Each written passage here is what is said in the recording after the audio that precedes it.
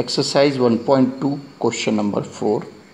So that the modulus functions f such that R2R मतलब functions का domain भी real value है और उसका को डोमेन भी क्या है, रियल वैल्यू है. Given by f x is equal to modulus x is neither 1 nor onto where modulus x is x if x is positive or 0 and modulus x is negative if x is negative. जैसे आप लोग को पता ही है कि modulus functions को हम absolute value functions भी बोलते हैं और ये दो पार्ट में डिवाइड होता है, एक प्लस और एक माइनस में.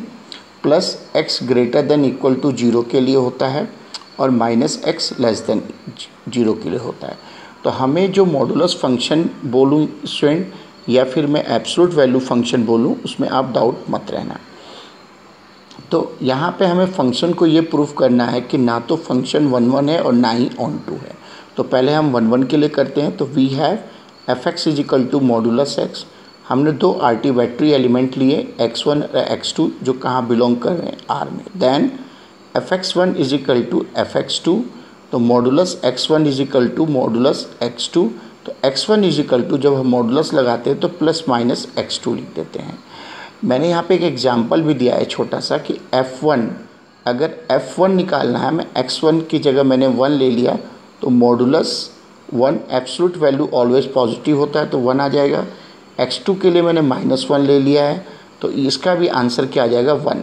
तो आप ये देखिए कि मेरा डोमेन का जो -1 है और पॉजिटिव 1 है, इन दोनों की इमेज मेरी क्या बन रही है, एक ही बन रही है. तो ये फंक्शन 1 ना होकर क्या बन गया, मेनी 1.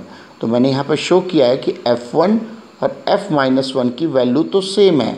इट मीन्स fx1 और fx2 की वैल्यू तो सेम है, बट x1 और x2 दोनों इक्वल नहीं है. मतलब 1 डज नॉट इक्वल टू -1. या यहाँ पे ऐसे भी लिख सकते हो कि fx1 equal to the fx2 but x1 does not equal to x2.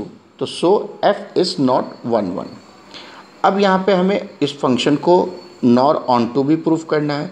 On to function कब नहीं होगा, जब रेंज को डोमेन के इक्वल नहीं होगी. तो मैंने लेट y एक एलिमेंट ले लिया, बिलोंग्स टू द क्या, r. तो then F x is equal to Y. तो y इज इक्वल टू कितना हो जाएगा, मॉडुलस x हो जाएगा.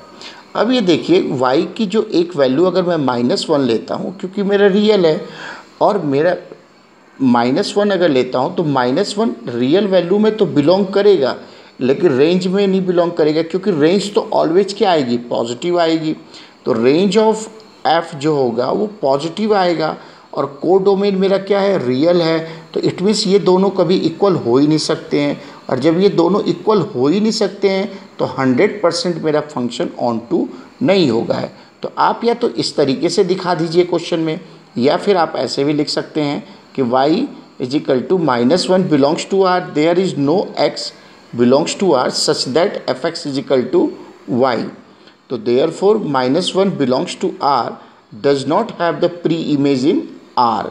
मैं आपको बता रहा नहीं, यहाँ तो सारी पॉजिटिव वैल्यू आएगी, तो प्री में इमेज बनेगा कहाँ, अगर मान लो बनेगा तो जो मेरी नेगेटिव वैल्यू होगी वो तो छूट जाएंगी ना. पॉजिटिव वैल्यूज़ तो चलो बन जाएगी, जो नेगेटिव वैल्यू होगी यहाँ पे वो मेरी क्या हो जाएंगी, छूट जाएंगी. It means f is not onto हो जाएगा.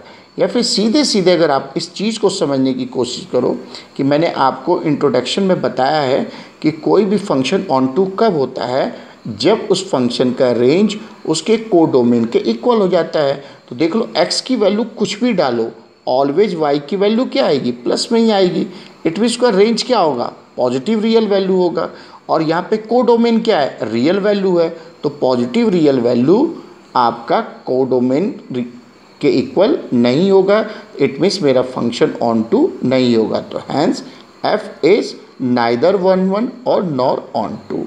तो आई होप स्टूडेंट आप लोग को वीडियो अच्छी लगती है. अगर मेरी वीडियो अच्छी लगती है तो सब्सक्राइब करना ना भूलें कि जो भी मैं आप लोग के लिए वीडियो बनाऊं आपके पास पहले पहुंच जाए.